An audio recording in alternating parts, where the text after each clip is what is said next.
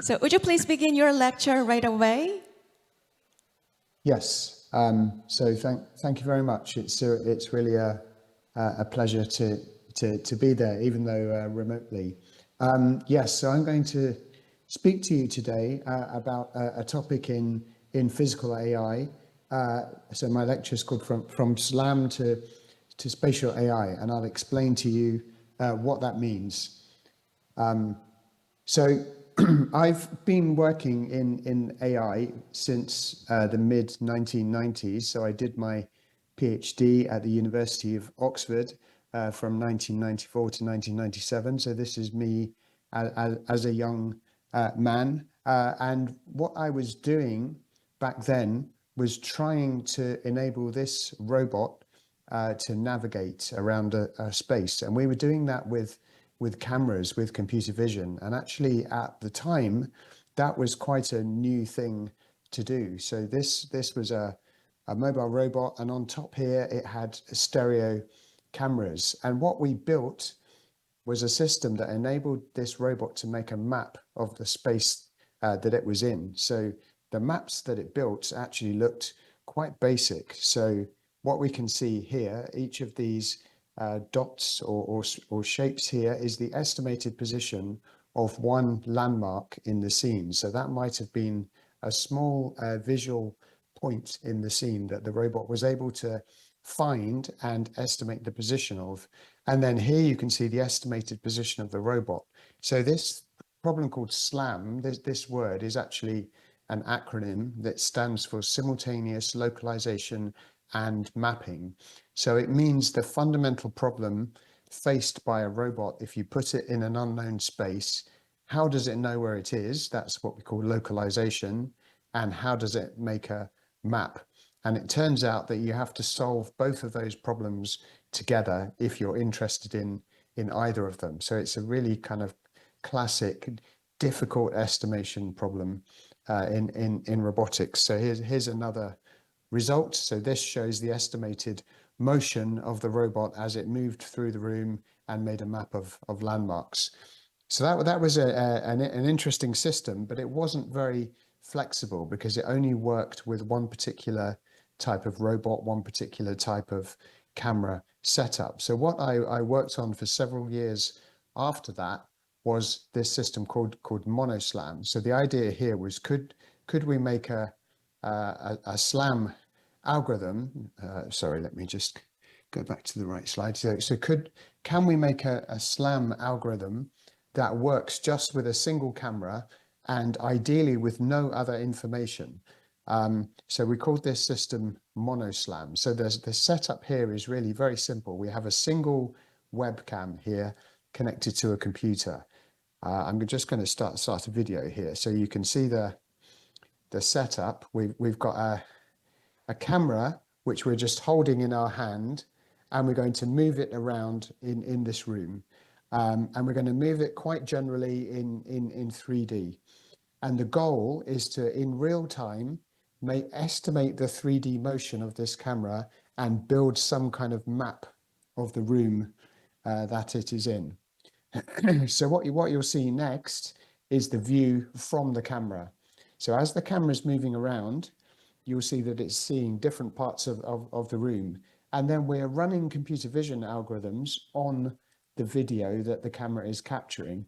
And the main thing that we're trying to do is to detect and track natural features in this room, which can serve as landmarks. So if I just pause this for a second, you can see here, for instance, one of these red boxes has identified this little mark on the wall. There's something like a poster attached to the wall here, where there's some interesting dark and light texture, which is locally a good landmark in this scene. So it's something that stands out well from its surroundings. So as the camera continues to move, it can track that point.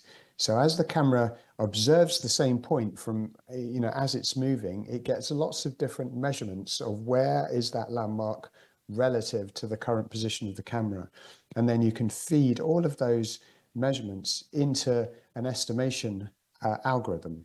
So what we're now going to see here is basically that the estimates of what's going on here. So this is the map that the that is being built by this algorithm. So you can see each of these landmarks here, we're now estimating its location in 3D. So relative to this 3D coordinate frame. And then also we're able to estimate the position of the camera. So that's this little box that's flying around here. Every time we capture a new image, we get a new estimate of the position of the camera. The other thing that you can see here, these ellipsoidal regions here in red, these are representing the uncertainty in the positions of these landmarks. So as we make more and more good measurements of the landmarks, we can be more and more sure about their positions. So this turns out to be, this was one of the first times that people showed you could actually do this in real time with a single camera. So since that time, we've continued to work in this area of SLAM. So we're still, fundamentally interested in what happens when we move a camera around in the space. How much information can we capture about the space? But in recent years, we've gone far beyond just building a map of a space that consists of a set of point landmarks towards trying to build a really detailed map of the space. So one stage of that was what we call dense visual SLAM. So here we're now trying to actually make a really detailed geometric estimate of the shape of all of the objects that are in the scene. So that's what we call dense SLAM. So we're capturing a lot of geometrical information now. So this requires, more processing, different types of computer vision algorithms. But it's still, fundamentally as the similar kind of thing. It's just we're doing it with a lot more points now. And then the other kind of frontier, and where there's been an awful lot of research, is can we also add meaning to these maps? So can we make maps that are not just geometrical, but also semantic, in the sense that we start to recognize objects and build maps of where the objects are in the scene. So this is an example where we've taken a camera around a cafeteria, and we had some prior knowledge here that there were certain types of objects that we thought were going to be present in this space, so tables and chairs. And then we've actually recognized those objects and we've made a map of where the chairs are. So if you like, this is a bit like the feature-based map that we had in the first video, but now instead of features, we have objects. So we have our map consists directly of objects. So work of this type has been progressing a lot. In the last few years especially, we've really started to combine the type of methods that we were using in Monoslam, which are basically probabilistic estimation algorithms. So they're human-designed, hand-designed algorithms, but based on estimation and optimization, with the information we can get from neural networks. So I'm sure you'll hear a lot about neural networks in this conference. They're very powerful learning machines. We've also been using them in this type of spatial AI SLAM, but interestingly, they're not yet the whole solution to these kind of problems. So the way that we found them most useful is in combination with the kind of older estimation technique. So here's an example of something we published this year. So it's a method called Monoslam. So here we use a neural network, which is something that has been trained to take an input of two images and output an estimated 3D cloud of points. So this is something that's been trained on a lot of data. You can feed any two images in, and if it can, it will match those images up and try and estimate the local shape of the scene. But that is still only part of a map that's useful to a robot. So in our algorithm here called Monoslam, we basically run this neural network many times on pairs of images as a robot is moving around. But then we use more standard SLAM optimization algorithms to stitch all of those local blocks into a big map. So if we just let this video run for a bit, this is actually our lab in London. We've got a robot that's moving around this lab and exploring, and then putting together all of these little local pieces that are coming from the neural network into a globally consistent map. And this is able to now map, really quite large areas very, very robustly. And remember, this is still all done just with a single camera. So in fact, we have this robot here, and it has just an iPhone on top capturing images. So all this mapping is just done from that camera. Here we're just demonstrating that if the robot gets lost, so we've covered the camera with a bag, we're going to take the bag off, and we're going to see that the robot is immediately able to recognize where in the map it was. So that's a really important capability in robotics, to be robust to, what happens if something goes wrong, what happens if you get lost. I can just show you a couple more examples of different spaces. So here's a different type of room mapped with this Monoslam algorithm, and it also works on outdoor scenes. So here's a famous scene if you've ever been to London. This is the Royal Albert Hall. So again, we've just captured some images of this from a moving cell phone camera, and we're able to build this 3D reconstruction that's really quite accurate in real time. And another method that we've developed recently, which has the same kind of idea of using a neural network, but then together with some estimation algorithms, is it's a method called super primitive.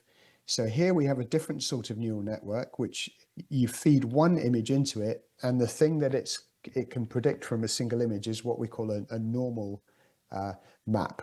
So here, what this colored image shows is each color is indicating what it thinks is the orientation of the surface. So the normal is like a little vector attached to the surface that points in a certain direction, and we use a different color for each direction. So for instance, the floor is all flat and the normal is pointing upwards, so the floor is all a constant green color.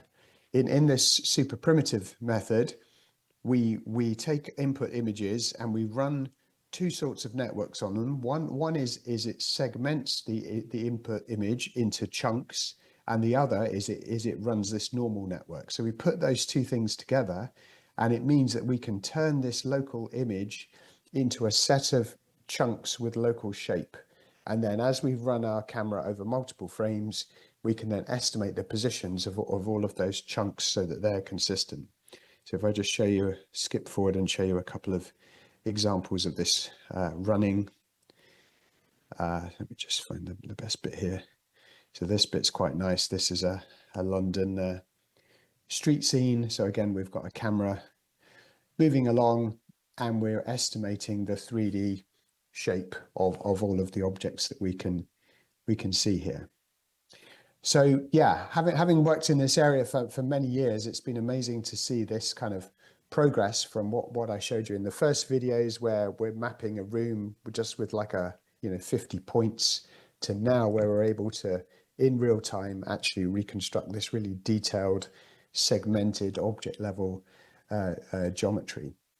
But how much impact has this sort of technology actually had on products and applications? So actually, the first type of system that I showed you has already had a lot of impact. So there's already a lot of products out there that you can actually buy that do have visual SLAM built into them, but most of them are still making these kind of fairly sparse maps of points.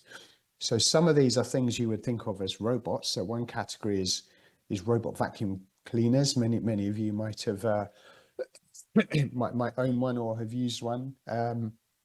If you remember the very first robot vacuum cleaners that came out maybe 20 years ago, they didn't really know where they were in the room. They would bounce around a room fairly randomly, and over a long period of time, they would try and find their location. But later robots, so I've particularly worked personally on this robot from Dyson, which is a British company that makes products like vacuum cleaners and hair dryers that you might know about. So this is Dyson's first robot vacuum cleaner that came out about 10 years ago now. And this was one of the first robot vacuum cleaners that had a camera. So actually this is the kind of bubble shape that you can see on the top here is the camera, and it's actually a 360 camera. So it captures images that look all around the robot. But what it uses those images for is exactly the same thing as in the first video. It's to build a map of point landmarks in your room, and then to estimate its location very accurately, so it can then clean in this very precise pattern. So rather than bouncing around randomly, and you know, there are many different companies that make robot vacuum cleaners that now have this kind of vision capability. You know, another type of robot you may have come across is a drone, this kind of quadrotor from a company like DJI or Skydio. They regularly use now SLAM to make maps of the space they're in. Something you might not know about is things like augmented reality and virtual reality headsets. So here, for instance, this is a video from Oculus that's now part of Meta. So if you buy one of these devices, or similarly something like an Apple Vision Pro, and you move around your room, if that device is going to show you graphics that look like they're properly registered, so that as you move your head around, the graphics move, that basically that the movement of the device has to be known very accurately to do that. So the first versions of devices like these, you had to put some kind of special sensors in your room. But the way that they work now is they have cameras built into them, and the cameras look out into the world, and they do exactly the same thing. They make a map of naturally occurring landmark points in the room. So they're doing visual SLAM, and that is how they estimate their location accurately. So that sort of technology is already out there, but it's mainly still this sparse point stuff. So, you know, we should really ask, you know, what's happening with these more advanced applications. So, you know, I think those kind of products are still quite early products. Where are the products that are going to maybe change the world? So a lot of people are now talking about, you know, humanoid robots that could, for instance, do really general things like tidying up a kitchen. So in fact, this is a really old video of a robot, you know, doing a lot of different things and tidying up all kinds of stuff in a living room. But this is actually quite a famous video in robotics because it's a sort of a fake, because although it's a real robot, there was a human controlling it. So in fact, you know, although you know, the robot hardware definitely exists that can do things like this, still no one knows how to you know, build a robot or a humanoid that could generally do all of those things, anything like as robustly as a human. Here's another kind of what I think will be a really important product when it finally comes out. So this is not a product that I'm showing here. This is a research project from Meta called the Aria glasses, but it's a prototype of really lightweight wearable smart glasses. So in fact, this prototype doesn't even have a display. But imagine something a bit like an Apple Vision Pro, but much smaller, much lighter, much lower battery usage, that you could, you know, wear all day, and it would, you know, do all sorts of intelligent things. It would track everything that's going on around you. It would remember things. You could ask it questions. It could display smart information to you. But it, you know, for that to be a product that everyone would want, I think it has to weigh, you know, 70 grams, and it has to have all day battery life, and everything has to run inside it. So these are still really hard problems. I think we're not that close to solving yet. But how does SLAM fit into that then? So my opinion is that SLAM has always been evolving into something bigger that I would now use the term spatial AI for. So I define spatial AI as the sort of general ability for an embodied smart device to understand the world around it. So I think whether that is a robot, like a home robot, a humanoid robot, or whether it's something like smart glasses, it needs, amongst other things, it needs this really advanced capability to understand the space around it and to understand how it's moving through that space. But in my opinion, the work we've been doing on SLAM and gradually adding more levels into that is gradually evolving into this spatial AI capability. So if you're interested in reading more about that from a sort of technical point of view, I might particularly point you to, there's a book that's coming out very soon that I've contributed to. It's called the SLAM Handbook. It's available free online, but it will be out as a printed book soon. So all sorts of information about SLAM there. But you know, in the context of the bigger picture of AI, you know, there's a lot of discussion going on at the moment. So you know, you'll hear terms like embodied AI, embodied intelligence, and a lot of discussion about, you know, can you actually do these intelligent tasks? So think about you know, a humanoid robot, and you might want it to do something like tidy up your kitchen. To what extent does it need to, you know, build a representation or a map of your kitchen? And I think there are a lot of people in AI arguing that maybe you don't really need to actually build a map or a representation or anything like SLAM. They would just argue, you know, train a huge neural network, a foundation model, teach the robot to do lots and lots of tasks, and give it enough data, and somehow eventually it will all work. So that is possible. It might eventually work.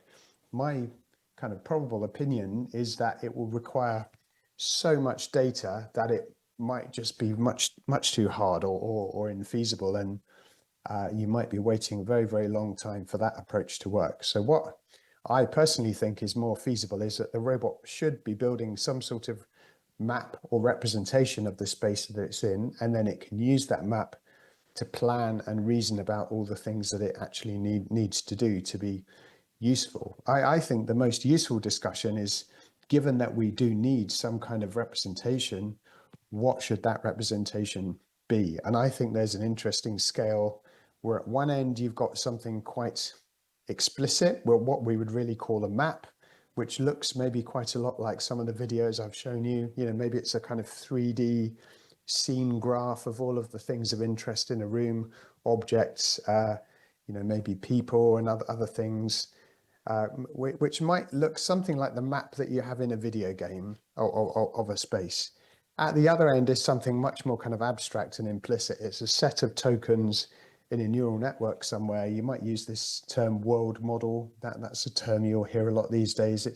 It's basically a general representation that can be used to predict what will happen in a space, but it's just in the end a vector of numbers in a neural network that isn't really explicitly understandable. So I'm not sure. I think either of those approaches might work, but you know, what's clear is that neither approach works yet. So no one yet knows how to build, you know, robots that can do really general intelligent things. A lot of companies are trying. There's a lot of investment at the moment.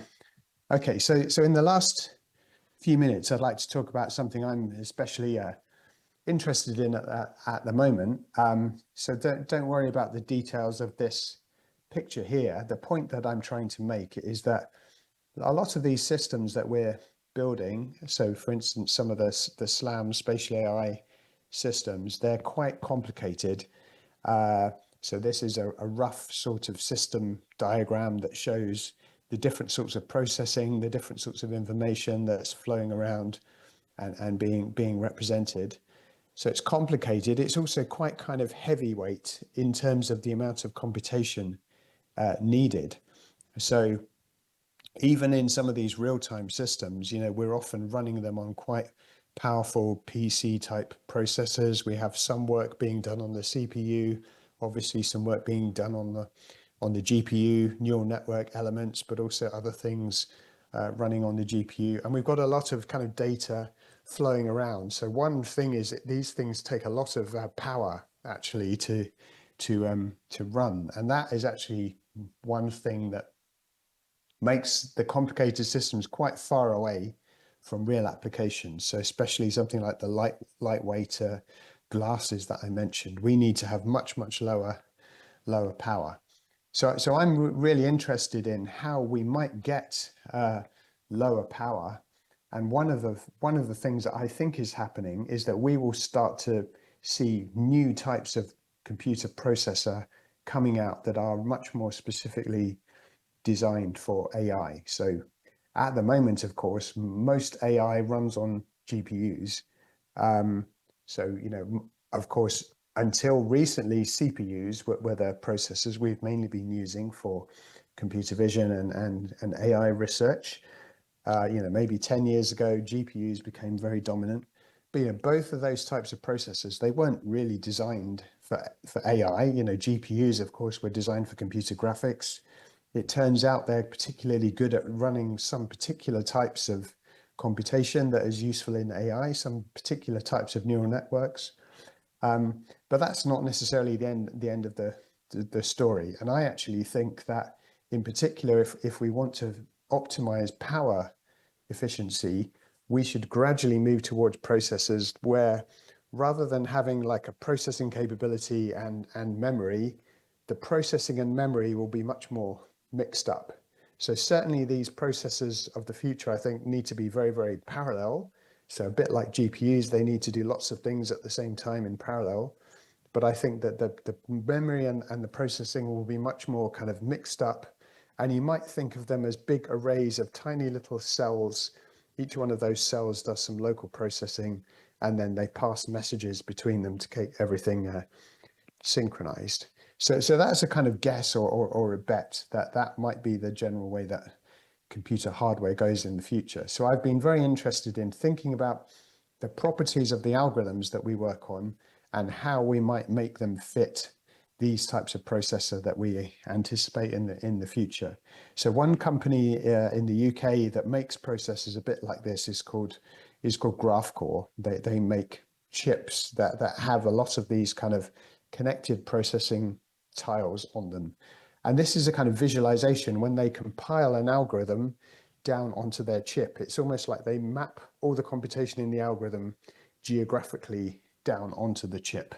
So I've got a kind of similar picture here, thinking about all the kind of different computation and storage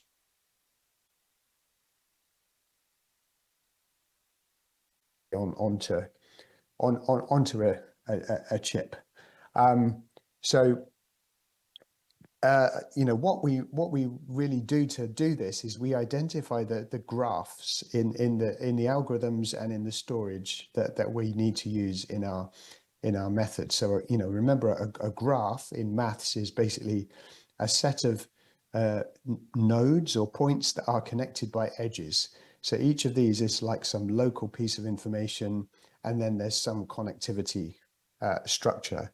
So I've been very interested in algorithms that can do processing on graphs without needing to, while keeping the graph kind of stored in a distributed way. And in particular, I've been interested in this graph called Gaussian belief propagation. So I'm just going to very quickly show you something a little bit different here.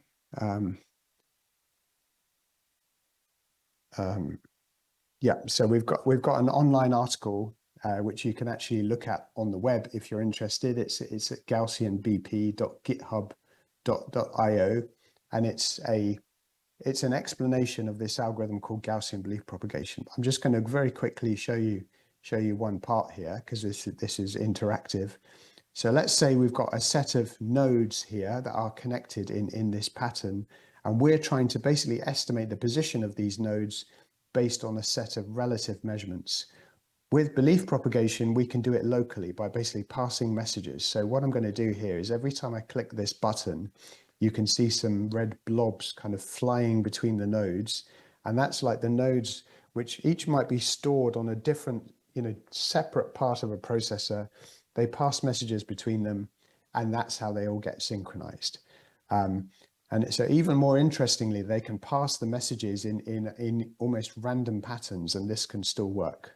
So this type of algorithm is very interesting in that we can estimate global things with local computation. So that's really all I wanted to show you there.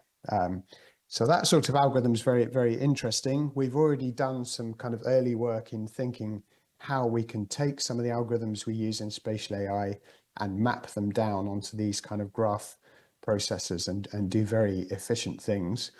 One of the main projects that we're working on at the moment is thinking, what if we had a processor that was actually built into a camera? So what if we wanted to do quite a lot of the work of computer vision without even having to send video out from a camera to a main processor? Can we actually do processing actually sort of in the eye, if you like, in the camera itself? So we're looking at that, you know, there's a very, you know, prototypes exist of basically smart cameras that have processing built into the pixels, and we're really asking, with algorithms like Gaussian belief propagation, can we implement, you know, quite a lot of computer vision capability and actually build it into a camera? And that might have, you know, massive advantages in terms of power efficiency and also speed. So that's very interesting.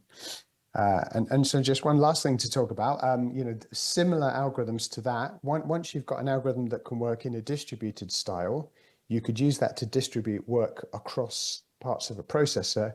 You could also use it to distribute work across many different devices. So something we might imagine for the future is that many different types of smart devices and robots would exist in a space. So imagine, for instance, what might a farm look like in 10 or 20 years. You know, I think it's a good bet there'll be a lot of robots on farms. They may be flying robots, they may be wheeled robots that are doing different jobs. You know, probably humans will also be there with various devices. How are all these robots going to, you know, coordinate with each other? For instance, how are they all going to know where they are? How are they all going to move around each other safely? So we've been looking at problems like this using these distributed belief propagation algorithms. So I won't explain the detail of this, but this is a kind of idea of how you would build a probabilistic graphical model to solve the problem of where are many robots in a space, given that each robot has some sensors and it can observe all the other robots. So you've got lots of robots moving around, they're looking at each other, they're measuring each other, they're passing messages to each other. Somehow, all out of all of that, they all need to know where they are. Is there a way to do that in a distributed, decentralized way without all of them needing to talk to a single base station or like a cloud maps surface? And we think that there is.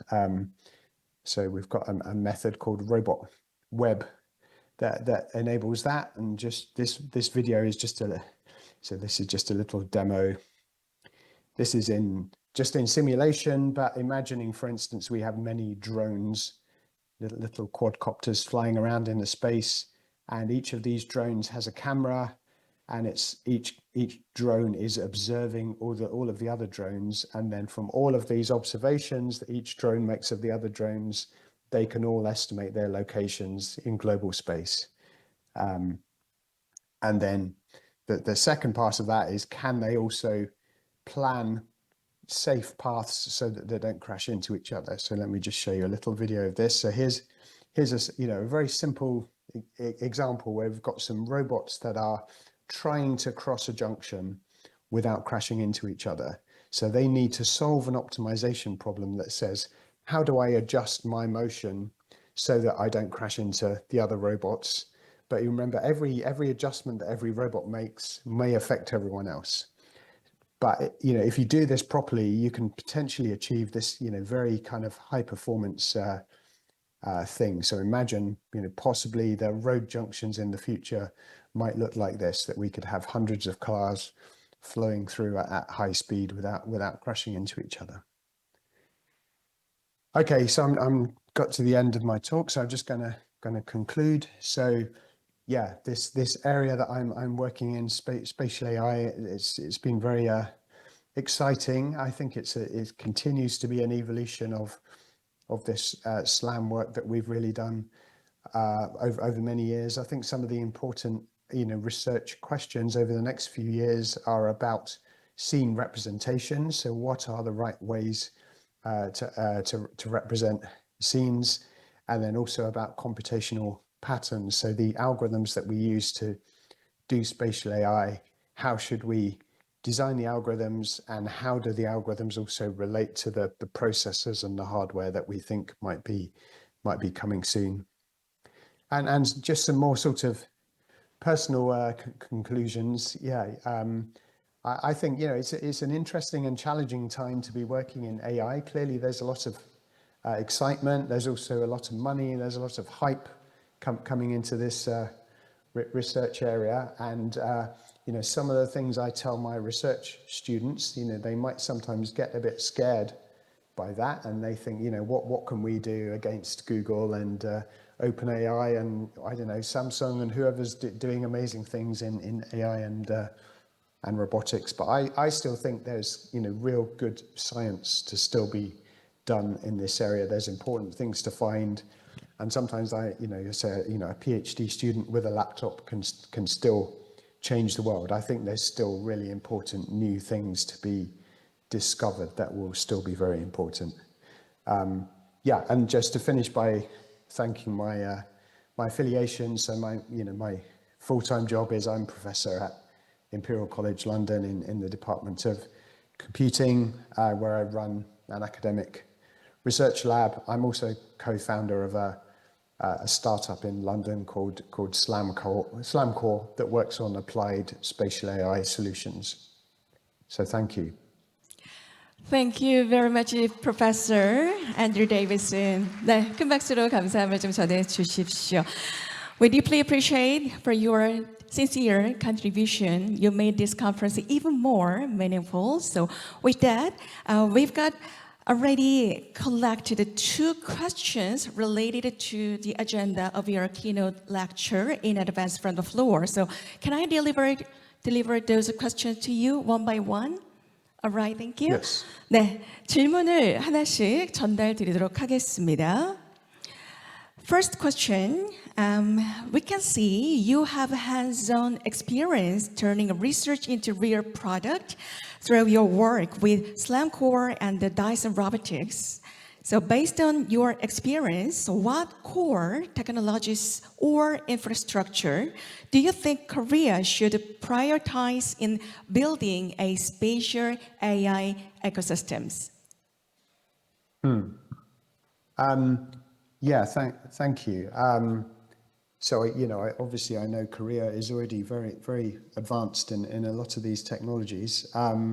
So, these are hard things to build. And I think something I've learned is there's a big gap between the, research demo of some of these things and an actual product. So in my work with Dyson, it was a good, excuse me, in the end, nearly 10 years, I think, between the first research demo and then actually a product. So, there's many things that are needed. I would still argue very strongly, for an excellent kind of university research base and strong funding there, both supporting talent and providing, new ideas.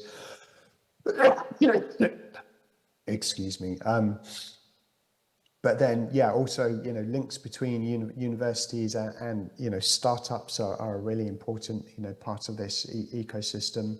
And then links between universities and, big companies and industry as well have also, proven to be very important. But and then I think a richness of different applications. So I think that's something that I've always found exciting about this area, that similar technology turns out to be useful for things that you might initially think are quite different, like a robot vacuum cleaner and an AR headset, for instance. Actually, the main technology to make those things work is actually really similar. So if you have a kind of rich ecosystem of different companies trying different things, but trying to join all of that stuff up, that can be very powerful, I think. Thank you very much for your great answer. And let me move on to the next question.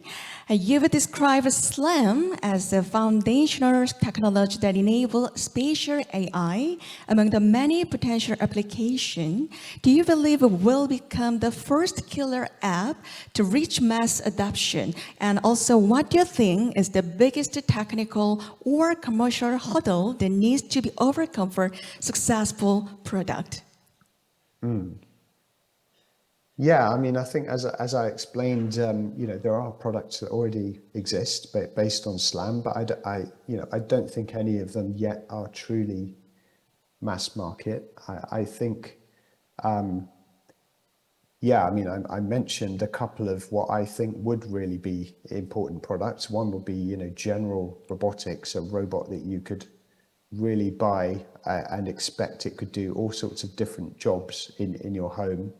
I think it's still quite far off actually in terms of, there are several factors. It really being, robust enough. You might see some nice, demo on YouTube of a robot. Maybe it's, unloading some clothes or something and putting plates in a dishwasher or something like that. And there are definitely robots that can do, certain tasks like that really quite well. But could they do it for hours on end without really failing, or failing one time in 1,000, which would be acceptable? So that kind of robustness, can they do enough different tasks to actually be useful? I mean, anyone who's got a robot vacuum cleaner knows it's quite good, but it often does things that you don't really understand or you don't really like, or it misses a corner or something like that. So, and robot vacuum cleaning is 100 times easier than, general home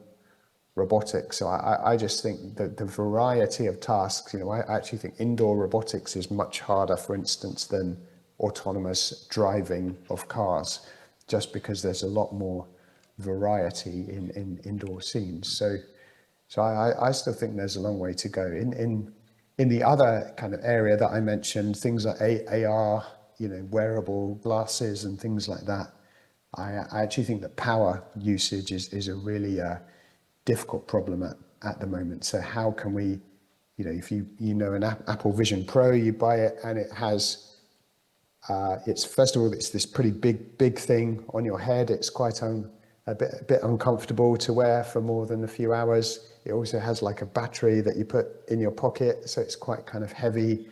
How can you shrink all that down so that it really could work, in a lightweight, low power device? And I think there's fundamental work on many technologies needed to do that. Processors, probably batteries, but then also the algorithms and the efficiency of the algorithms and the cameras and everything else that's involved. So I think these really mass market kind of physical AI products will come, but the really general ones will still be a little way off. I think what's more promising in the short term is more targeted kind of products. So I think there are many applications that are not quite as hard as those, because they're in sort of semi-controlled environments. So for instance, something like agriculture or something like environmental monitoring, where there's plenty of useful jobs that could be done by robots in ways that are somewhat controlled. I think there are lots of good possible applications and products to be made in areas like that. Very interesting. Thank you very much. It must be very late at night. What time is it there on your end? It's 2:30 a.m. 2:30 a.m. 여러분 다시 한번 큰 박수 보내주시겠습니까? 네, it's very late at night and you have shared so much captivating and insightful information and your expertise on this field. So would you like to share any final thoughts or greet to Korean audience for today's conference? I mean, I'd just like to say thank you to everyone for listening to me. I hope you found it interesting, and please enjoy the rest of the conference. Yeah, 감사드립니다. We're sincerely looking forward to seeing you next year in person, face to face in Korea. Thank you very much once again. Please give him a big round of applause once again. 여러분 다시 한번 큰 박수로 감사를 전해 주십시오. Thank you.